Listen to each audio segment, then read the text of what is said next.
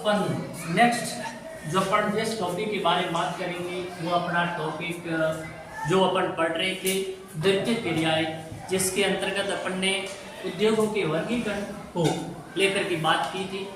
आज अपन उसको किसके आधार पर उद्योगों का वर्गीकरण किया जाता है, किन किन को आधार माना जाता है, उसके आधार पर उद्योग किस श्रेणियों में बांटा गया है, किस श्रेणी में किस उद्योग को रखा गया है, उससे संबंधित क्या विशेषता है, इसके बारे में बात करते हैं। तो सबसे पहले अपन बात करेंगे विद्यार्थियों की आकार के आधार पर उद्योगों के प्रकार। जब अपन आकार के आधार पर उद्योगों की बात करते हैं, यानी उन उद्योगों के अंदर जो वस्तुओं का उत्पादन हो रहा है वो कितनी क्या मात्रा में उत्पादन हो रहा है, तो आकार के आधार पर उद्योगों को हम 3 श्रेणी में रखेंगे। एक श्रेणी जिसको अपन कहते हैं कुटीर या लघु उद्योग, कुटीर या लघु उद्योग। एक श्रेणी जिसमें छोटे पैमाने के उद्योगों को रखेंगे अपन, और एक पैमाना है अपने पास बड़े पैमाने के उद्योग। यानी आकार या उद्योग में उत्पादित होने वाली मात्रा के आधार पे उद्योगों को 3 श्रेणी में बांटा गया है। कुटीर या इसको लघु उद्योग भी कहा जाता है, छोटे पैमाने के उद्योग और होते हैं बड़े पैमाने के उद्योग। यानी यहाँ पे उत्पादन होने वाले वस्तुओं की मात्रा बिल्कुल कम होती है। यहाँ पर छोटे पैमाने के जो उद्योग है उसमें कुटीर या लघु उद्योग से उत्पादित होने वाली वस्तुओं की मात्रा थोड़ी ज्यादा होती है, और सबसे ज्यादा होती है बड़े पैमाने के उद्योग। ठीक है, अब सबसे पहले बात करते हैं कि लघु या कुटीर उद्योग होते हैं, उनकी क्या क्या विशेषताएं है। देखिए, कुटीर उद्योग यानी ये भी निर्माण उद्योगों की सबसे छोटी श्रेणी है, छोटी इकाई है। इस इकाई से छोटा कोई उद्योग होता ही नहीं। जैसे अपने घर पे अपन छोटा मोटा काम करते हैं कोई भी, जैसे मान लो अपने मिट्टी के बर्तन बना लिए, या घर पर अपने कोई छोटा मोटा कपड़ा से संबंधित कसीदाकारी का काम किया, ये सारे के सारे किसके अंतर्गत आते हैं? कुटीर उद्योग में आएंगे विद्यार्थी। किसमें आते हैं? कुटीर उद्योग के अंतर्गत आते हैं। तो ध्यान रखना, कुटीर या लघु उद्योग है, ये भी निर्माण यानी उद्योग की सबसे छोटी इकाई है। इससे छोटी कोई उद्योग की इकाई नहीं होती है, यानी ये भी निर्माण की सबसे छोटी इकाई है। किस श्रेणी का उद्योग विद्यार्थियों? कुटीर उद्योग, या जिसको अपन कहते हैं लघु उद्योग। अब ये उद्योग होते हैं, इस श्रेणी के उद्योगों में स्थानीय शिल्पकार होते हैं, यानी काम करने वाले व्यक्ति होते हैं वो उसी स्थान से संबंधित होते हैं। इसलिए अपन कहते हैं कुटीर या लघु उद्योगों में काम करने वाले श्रमिक स्थानीय होते हैं, और यहाँ पे कच्चे माल है उसका प्रयोग किया जाता है। साधारणतः यहाँ पे लोग छोटा मोटा घर पे चलने वाला उद्योग, सीधी सी बात है कि साधारण नॉर्मल औजारों के माध्यम से परिवार के सदस्यों के द्वारा वो दैनिक जीवन में उपयोग आने वाली वस्तुओं का क्या करते हैं? उत्पादन करते हैं। तो आप ध्यान रखेंगे कि कुटीर उद्योग या लघु उद्योग होते हैं उसमें स्थानीय शिल्पकार होते हैं, कच्चे माल का प्रयोग किया जाता है, वहां मिलने वाले ही कच्चे माल का प्रयोग करते हैं, और ये लोग कोई विशेष प्रकार के औजार या मशीनों का या तकनीकी का उपयोग नहीं करते हैं। किस वस्तु का उत्पादन करने के लिए साधारण औजारों का उपयोग करते हैं, और उन उद्योगों में जिस परिवार से संबंधित पूरा का पूरा परिवार के सदस्य उस उद्योगों के अंदर लगे हुए होते हैं, और उन उद्योगों में जिनका उत्पादन किया जाता है वो दैनिक उपभोक्ता की वस्तुओं का उत्पादन है वो किया जाता है। तो ये इस प्रकार कुटीर या लघु उद्योग की सामान्य बच्चों विद्यार्थियों विशेषताएं होती है। अब ध्यान रखना, यहाँ से भी प्रश्न बन सकता है कि पूंजी और परिवहन की व्यवस्था है वो ज्यादा कोई कुटीर या लघु उद्योग को प्रभावित नहीं करती। तो प्रश्न आएगा आपको किस प्रकार के उद्योगों को पूंजी और परिवहन की व्यवस्था प्रभावित नहीं करती है? तो लघु या कुटीर उद्योगों को न तो हमें यहाँ पर ज्यादा पैसे की आवश्यकता होती है, नहीं परिवहन की, क्योंकि यहाँ उत्पादित होने वाले वस्तुओं का वहाँ के स्थानीय लोग ही अपने जीवन में क्या कर लेते हैं? उपयोग कर लेते हैं, इसलिए बाजार में भेजने की आवश्यकता नहीं। तो हमें परिवहन की भी आवश्यकता नहीं होती है, नहीं ज्यादा पैसे, क्योंकि वहाँ कोई ज्यादा तकनीकी या यंत्रों की आवश्यकता नहीं पड़ती है, इसलिए पूंजी की भी हमें ज्यादा जरूरत नहीं होती है। और इस प्रकार के उद्योग व्यापारिक दृष्टि से उत्पादनों का महत्व कम, यानी व्यापार की दृष्टि से वो वस्तुओं का उत्पादन नहीं करते हैं, इसलिए क्यों नहीं करेंगे? क्योंकि यहाँ पर जो वस्तु उत्पादित होगी उस वस्तु में इतनी गुणवत्ता नहीं होगी। जब वस्तु के अंदर गुणवत्ता नहीं होगी तो वस्तु बाजार के अंदर प्रतिस्पर्धा नहीं कर पाएगी। जब वो वस्तु बाजार में प्रतिस्पर्धा नहीं कर पाएगी तो व्यापारिक दृष्टि से जो उत्पादन है उसका ज्यादा कोई महत्व नहीं होता है। और यहाँ पे उत्पादन होने में जैसे कोई खाने योग्य पदार्थ है या फिर कपड़ा है या फिर चटाया है या फिर बर्तन है या छोटे मोटे औजार है, उनका निर्माण इन उद्योगों में विद्यार्थियों किया जाता है। अब आगे बढ़ते हैं तो अगला अपने पास है छोटे पैमाने के उद्योग, यानी कुटीर उद्योग से ये थोड़ा बड़ा, जिसको हम कहते हैं छोटे पैमाने के उद्योग, यानी इनके उत्पादन की तकनीकी और निर्माण स्तर थोड़ा घर से क्या होता है विद्यार्थियों, पर घर पे नहीं, कुटीर और लघु उद्योग घर में ही होते हैं। जैसे पुराने समय में आपने देखा होगा ना, लोग जो अपन कहते हैं सॉल बगर पट्टू बगर होते हैं वो घर पे बनते थे, वो भी एक इस प्रकार से उनका क्या था, कुटीर या जिसको अपन कह सकते हैं लघु उद्योग था। लेकिन छोटे पैमाने बड़े पैमाने उद्योग होते हैं, ये उत्पादन और तकनीकी दृष्टि से निर्माण स्थल से जहां पर लगी होगी इस प्रकार के छोटे पैमाने के उद्योग वो कहाँ होंगे, घर से दूर होंगे वहां, ठीक है। और स्थानीय वहां पे उत्पादित होने वाले स्थानीय जो कच्चा माल है उसका ही उपयोग किया जाएगा। बाहर से कच्चे माल को मंगवा करके यहाँ उपयोग नहीं किया जाता है। उसी स्थान विशेष पर जहाँ उद्योग आप स्थापित कर रहे हैं उसके आसपास क्षेत्रों में किस प्रकार कच्चे माल का उत्पादन हो रहा है उसी का ही क्या किया जाता है, इस प्रकार के उद्योग में उपयोग किया जाता है। और यहाँ पे इस प्रकार के उद्योगों के अंदर काम करने वाले अर्धकुशल श्रमिक व शक्ति के साधनों से चलने वाले यंत्रों का भी प्रयोग किया। यानी वहां पे पीछे अपने देखा था कि वहां बाहर से ना तो कोई श्रमिक आता था कुटीर उद्योग में, नहीं कोई शक्ति, यानी जैसे ये जो विद्युत से चलने वाले जो उपकरण होते हैं उनका भी उस उद्योगों में उपयोग नहीं किया जाता। लेकिन यहाँ पे जो अर्धकुशल श्रमिक होते हैं, एकदम कुशल नहीं, अर्धकुशल, थोड़े बहुत जानकार श्रमिक प्लस शक्ति के साधनों का से चलने वाले यंत्र होते हैं, उसका इस प्रकार के उद्योगों में प्रयोग किया, यानी छोटी मोटी मशीनों का प्रयोग इसमें किया जाता है। इस प्रकार के उद्योगों में रोजगार के अवसर क्या होते हैं विद्यार्थियों, ज्यादा होते हैं। और इस प्रकार के उद्योग आजकल भारत के अंदर, चीन में, इंडोनेशिया और ब्राजील के अंदर जनसंख्या को रोजगार दिलाने के लिए इस प्रकार के उद्योगों की स्थापना है वो की गई। अपन जानते हैं अपने देश के अंदर, देश के प्रधानमंत्री जी कह रहे हैं कि आप आत्मनिर्भर बनो। क्या बनो?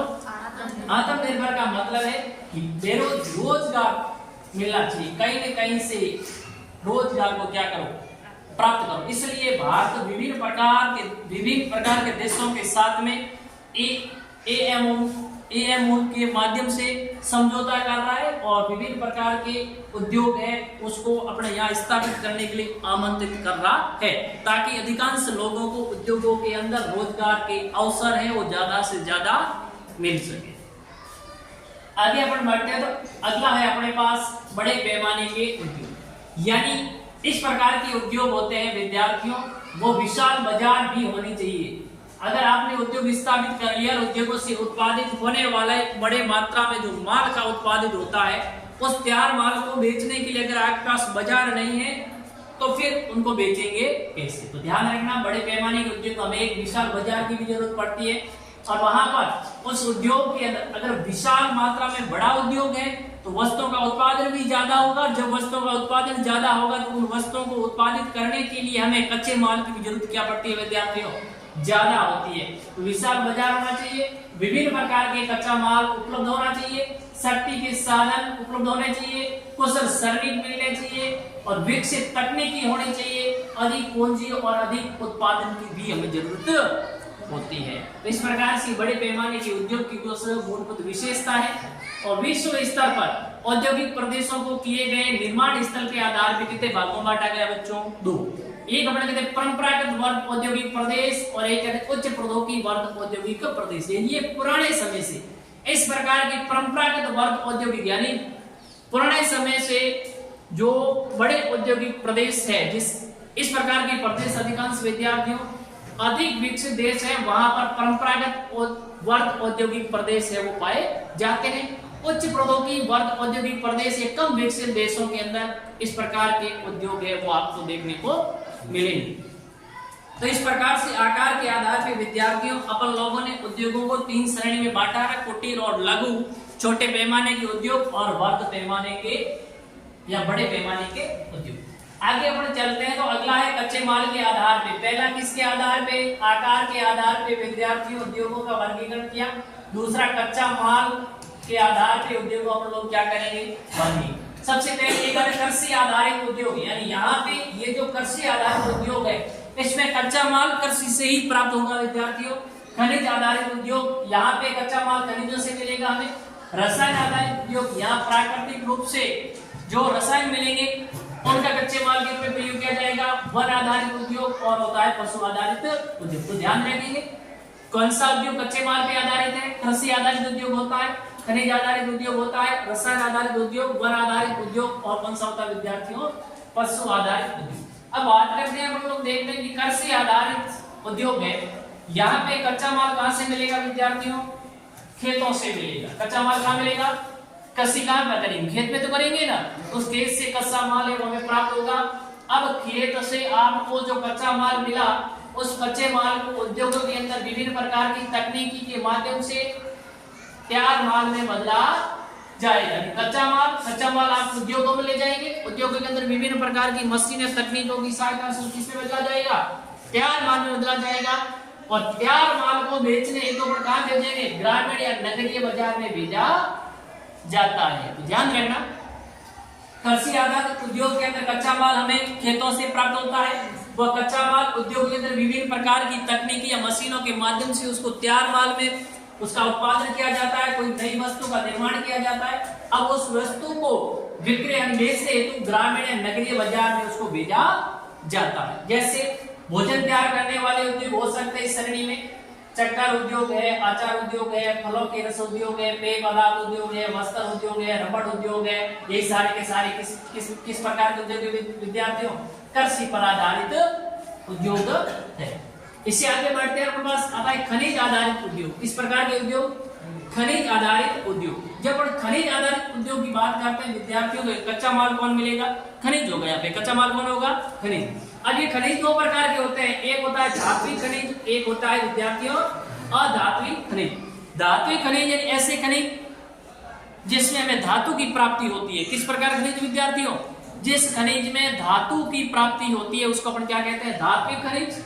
और अधात्विक खनिज जिसके अंदर हमें धातु की प्राप्ति नहीं होती है। जैसे अपन बात करते हैं नमक है, पोटास है, गंधक है ना, ये सारे के सारे क्या है? अधात्विक खनिज है। किस प्रकार की खनिज है विद्यार्थियों? अधात्विक खनिज। इसमें धातु नहीं है, ये सारे के सारे अधातु है। तो इस प्रकार के खनिज को अपन कहेंगे अधात्विक खनिज उद्योग। जैसे मिट्टी क्या है?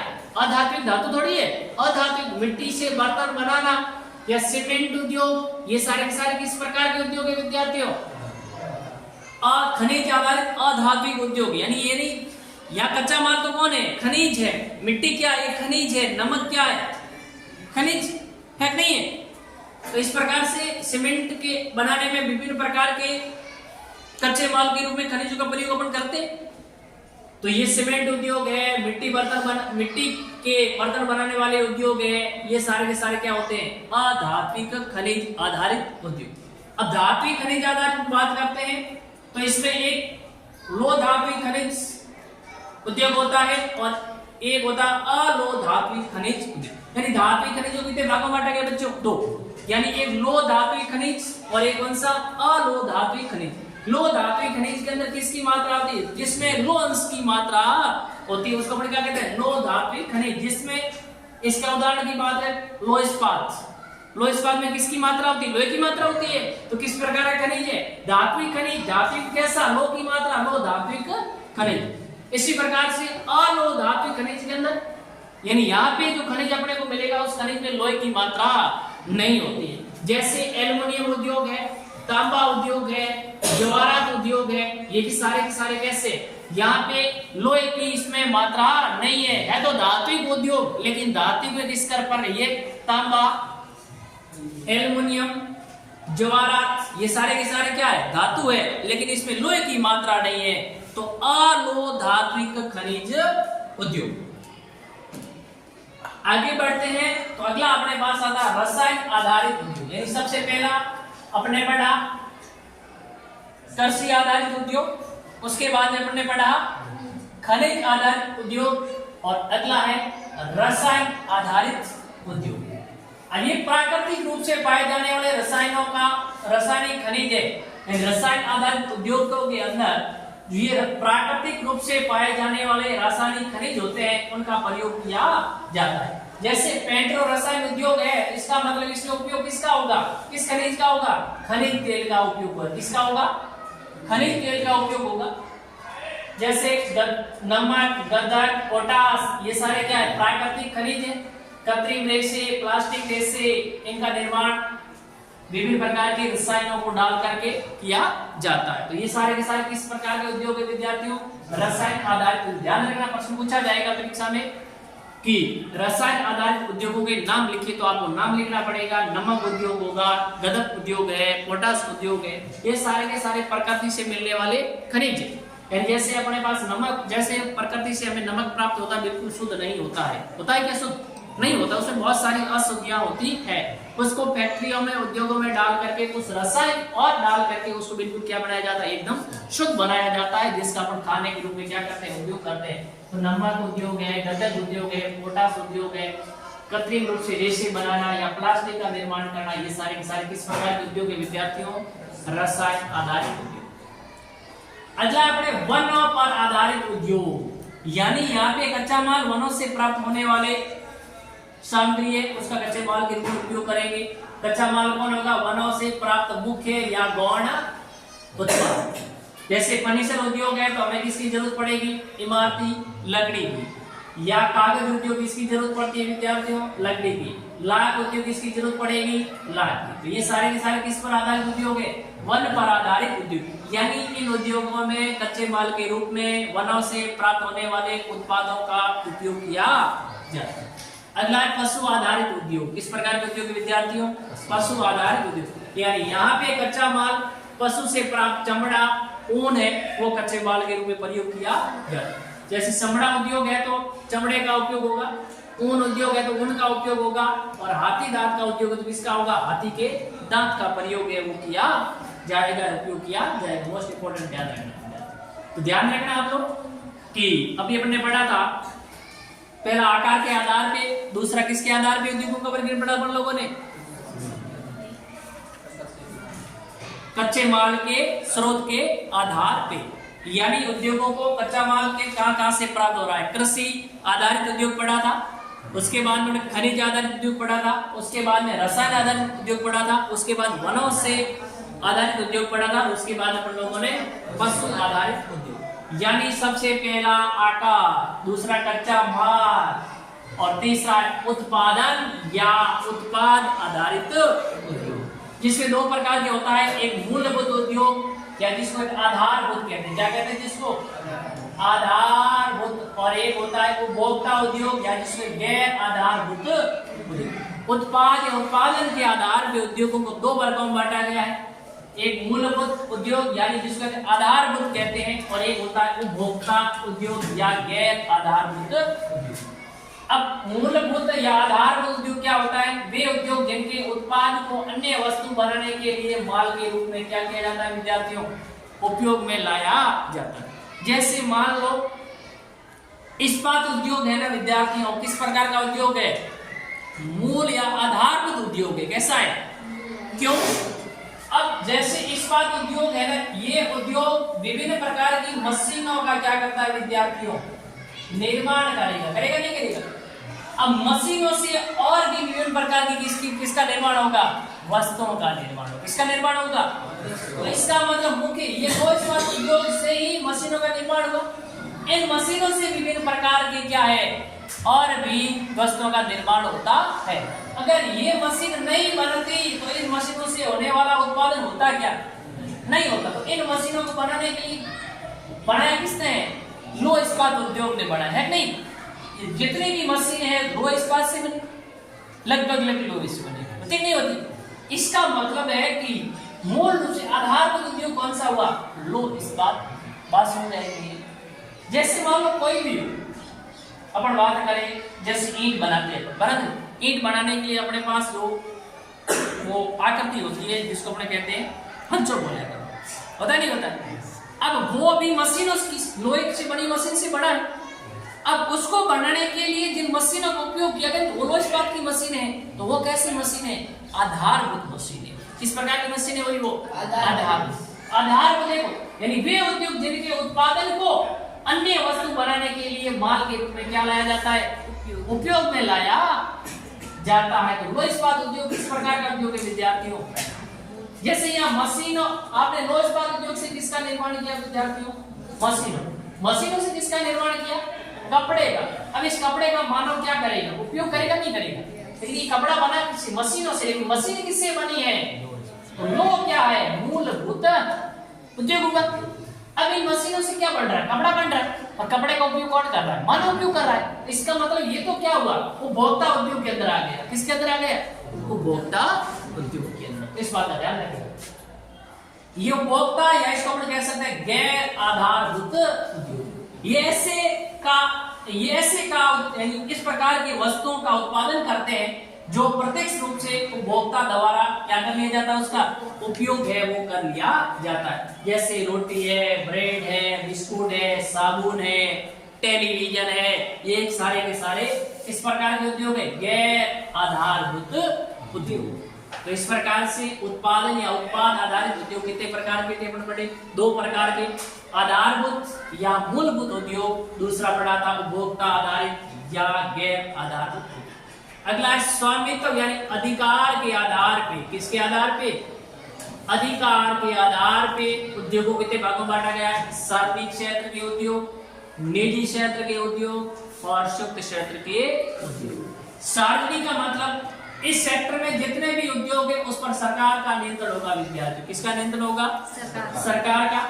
निजी क्षेत्र में जो उद्योग होगा उसमें या तो कुछ किसी व्यक्ति विशेष का भी हो सकता है, या व्यक्तियों का एक समूह या संगठन बना है उसका हो सकता है, या कोई संगठन है या अधिक व्यक्तियों के निवेश को आपस में साझेदारी के माध्यम से भी इस क्षेत्र में कोई उद्योग स्थापित किया जा सकता है। और संयुक्त क्षेत्र जिसमें संयुक्त कंपनी का मतलब है जिसमें सरकार और व्यक्ति या कोई संगठन दोनों संयुक्त रूप से भी उस उद्योग में निवेश कर सकते हैं। इस श्रेणी के उद्योग उसको हम कहते हैं संयुक्त क्षेत्र उद्योग।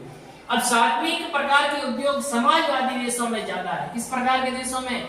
समाजवादी देशों के अंदर सार्वजनिक क्षेत्र के उद्योग है वो सबसे ज्यादा है विद्यार्थियों।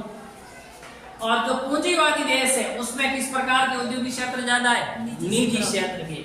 और जिन देशों की मिश्रित अर्थव्यवस्था है ना तो वो समाजवादी है नहीं पूंजीवादी है। अगर मिश्रित प्रकार की अर्थव्यवस्था है उनके अंदर संयुक्त क्षेत्र के उद्योग क्या विद्यार्थियों? ज्यादा। जैसे अपना भारत देश, कौन सा देश बच्चों? भारत में मिश्रित अर्थव्यवस्था वाला देश है। किस प्रकार का है? तो इसका मतलब यहाँ जो उद्योग होते हैं उसमें सरकार और किसी व्यक्ति या संगठन दोनों की समान या साथ में साझेदारी होती है। इसलिए ये हो गई अपने मिश्रित अर्थव्यवस्था वाले देश। सार्वजनिक जो संयुक्त क्षेत्र में उद्योग स्थापित किए जाते हैं इस प्रकार देशों में ये ज्यादा होते हैं, और पूंजीवादी देशों में निजी क्षेत्र के ज्यादा होते हैं, और समाजवादी देशों में सार्वजनिक क्षेत्र के ज्यादा होते हैं। इस प्रकार से आज अपन ने उद्योगों के वर्गीकरण से संबंधित बिंदु के बारे में विद्यार्थियों बात की थी। आशा और उम्मीद है कि ये बिंदु आप लोगों के समझ में आया होगा, और इसमें से एक प्रश्न आपको परीक्षा में बड़े स्तर का क्वेश्चन है वो परीक्षा में देखने को मिलेगा।